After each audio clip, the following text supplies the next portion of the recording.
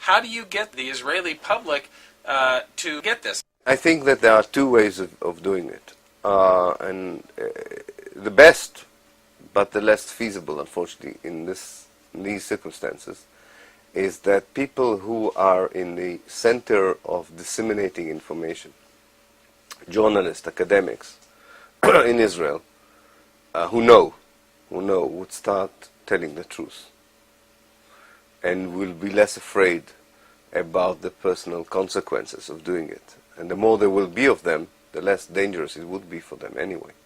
Therefore, I think people in those areas should understand that there is a price tag attached to such a thing, and I think this will work. There has to be a very strong outside pressure. And therefore, I called upon the world academia to start judging and criticizing Israelis who are not, Israeli academics, who are not fulfilling that role very severely. Not invite them, disinvite them, not come to their conferences, boycott them. Because people should understand this is the only way of conveying the message.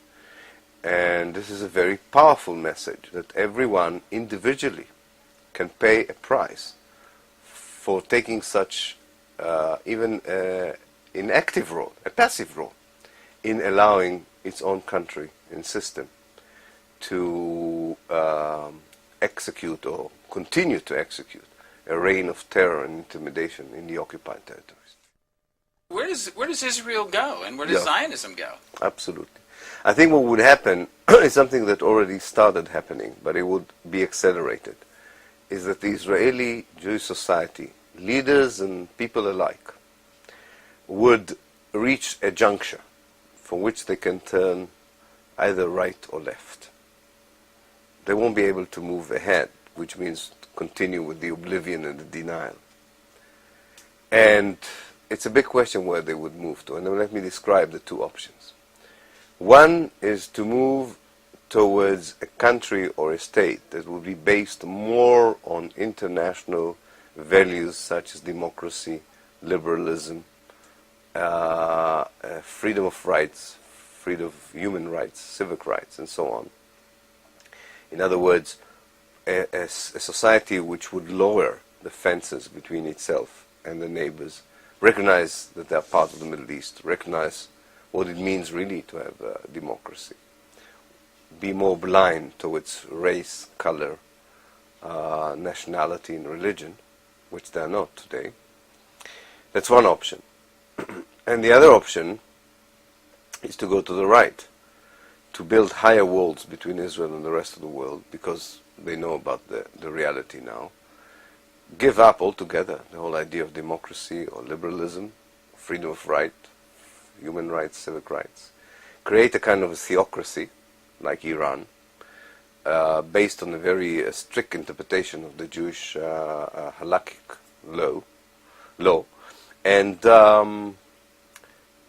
sort of hope that God and maybe a similar regime in America would make sure that the Jewish state would survive forever and forever.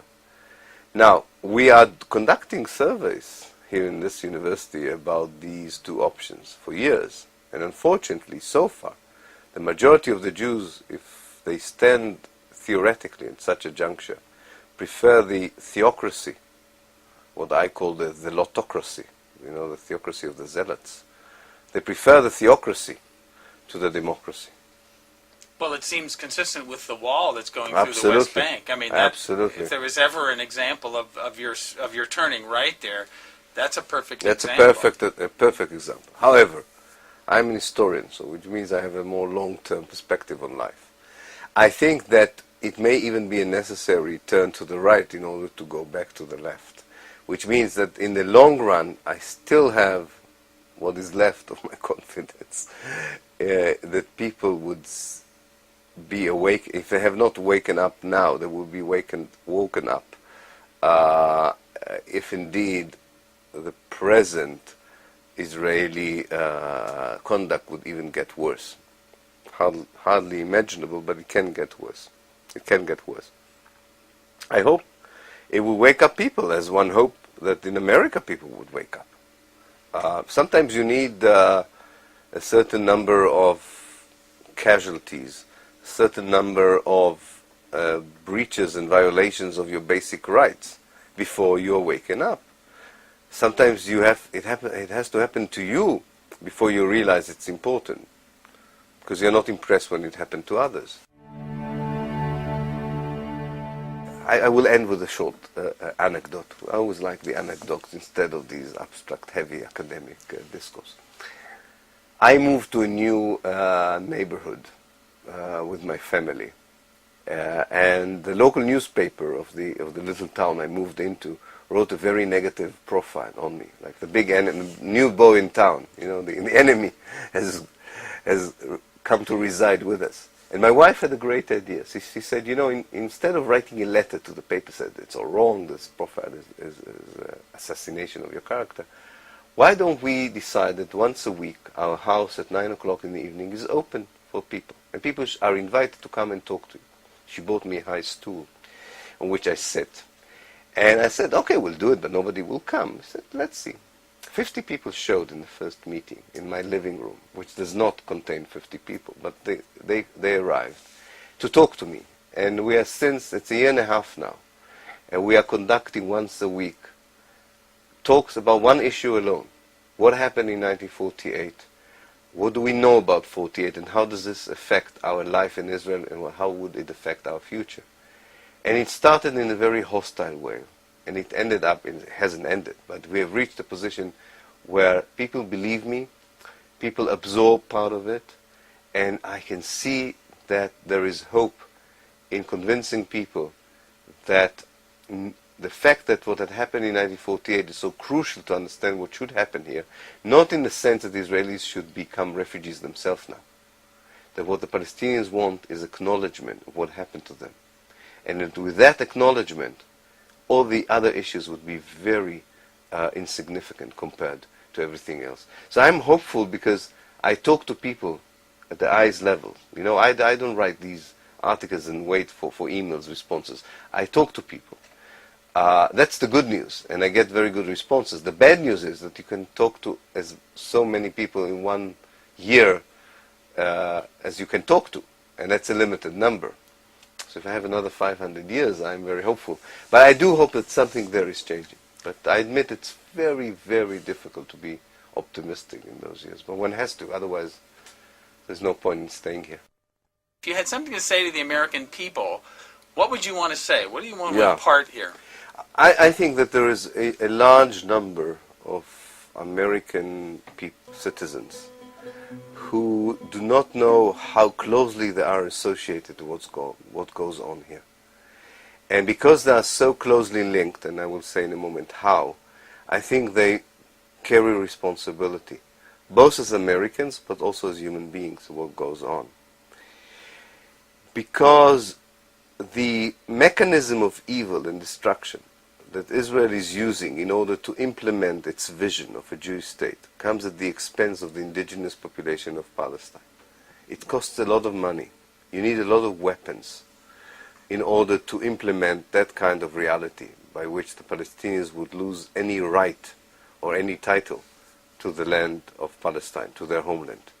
It would not have been possible to expel the Palestinians, to occupy what was left in Palestine, to build settlements, to resist peace with the Palestinians, had not the Americans supported Israel with money, weapons, and diplomacy.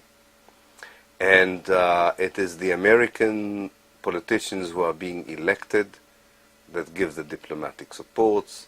It's the American taxpayer who gives Israel the financial leverage to carry out its settlement policies in the West Bank and the occupied territories, to carry on a very cruel, probably the cruelest occupation we have nowadays in Palestine. So it's up to the American people to rethink whether in their name and with their money such things should be done. In the case of Palestine, it's a very evil chapter, I think, in the American involvement in global affairs, and Americans should think about it. On a human level, on a more human level, I've toured America, and I've come to places in Midwest and Mid-America, I talked to farmers, and I felt that the moment you face farmers or people who have small businesses, people who know how difficult it is to go through life and made something out of life, the moment you explain to them that this basic elementary right is denied to Palestinians and had been denied to Palestinians ever since 1948, and most of them were farmers, I think you find how people sympathize, how people immediately sympathize with the Palestinian farmer that had been expelled in 1948, with the Palestinian shopkeeper who had been expelled in 1948, with the Palestinian student who has been denied from his university. And it's very clear that American citizens would understand who is the victim and who is the victimizers. And traditionally, they should go with the victim and not with the victimizer.